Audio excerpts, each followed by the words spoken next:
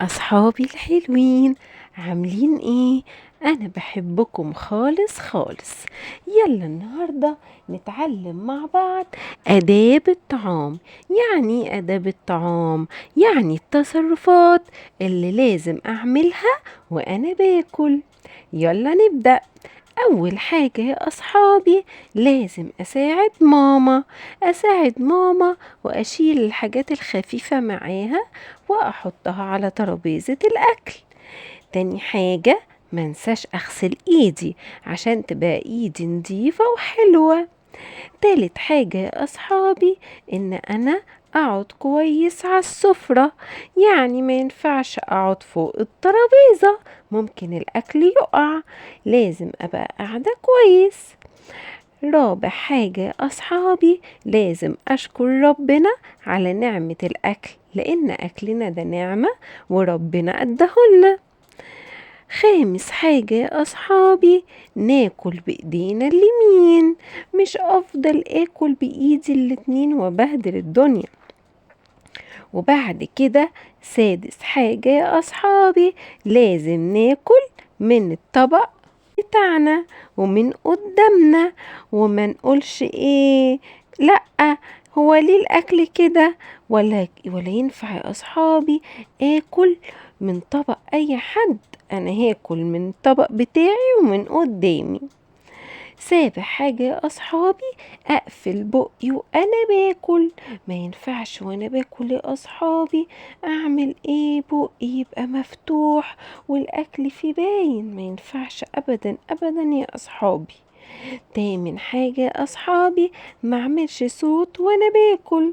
ما ينفعش ابدا ابدا. ولو قدامي شوكة وسكينة باكل بيها، ولو معايا فوطة بحطها على رجلي عشان ما بهدلش هدومي ولا ابهدل الدنيا. رقم 10، ما ينفعش خالص خالص خالص يا أصحابي أبقى موسخة الدنيا حواليا.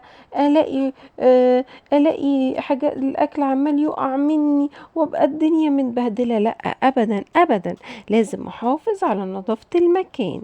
طب أنا خلصت أكل، أعمل إيه بعد كده؟ بشكر ربنا على الأكل الجميل اللي هو اداهولنا، أقول له أشكرك يا رب إن أنا أكلت وشبعت.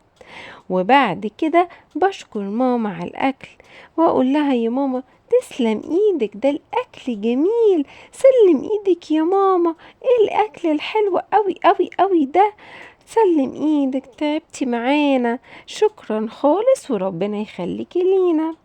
وبعد كده يا أصحابي بعمل ايه يا أصحابي؟ منساش أساعد ماما تاني وأشيل معاها السفرة مكان مكاننا، عشان ماما أكيد تعبانة فلازم أساعدها. رقم 13 وهي آخر حاجة، هغسل إيدي بعد الأكل، إيدي وأسناني. بحبكم خالص خالص يا أصحابي يا حلوين. هسيبكم دلوقتي مع قصة جميلة قوي قوي قوي قوي نتعلم منها آداب الطعام أكتر وأكتر. باي باي. سلام يا أصحابنا. النهاردة حكايتنا عن ميشو. ميشو ده بوبي صغير عايش في مزرعة عم عادل، عايش مع حيوانات كتير وقطط وطيور. ميشو كان كل ما يشوف القطط الصغيرة وهي بتاكل الأكل بتاعها كان يجي بسرعة يجري ويهوهو بصوت عالي ويخطف الأكل بتاع القطط وياخده وياكله. وكل ما القطط الصغيرة كانت تحاول ترجع الأكل بتاعها كان ميشو بيضربهم، وكانت القطط بتخاف من ميشو وزعلانة ومش بتلعب معاه علشان ميشو كان مش بيسيب ليهم غير أكل قليل قوي، رغم إن كان هو عنده الأكل بتاعه. لكن ميشو كان بيحب ياخد أي حاجة مش بتاعته. وفي يوم من الأيام كان عم عادل في المزرعة بالليل، كان بيولع نار في الفحم علشان كان الجو برد، فوقعت فحمة فيها نار من عم عادل. وأول ما وقعت الفحمة القطط كلهم جريوا بيتفرجوا عليها. ويبصوا باستغراب علشان كانت شكلها زي حتة اللحمة. وزي العادة جري بسرعة ميشو وأخد حتة الفحم ببقه وجري علشان ياكلها، افتكرها حتة لحمة. لكن حتة الفحمة حرقت بق ميشو ولسانه، ورماها بسرعة وجري بعيد وفضل يصرخ ويعيط من الوجع.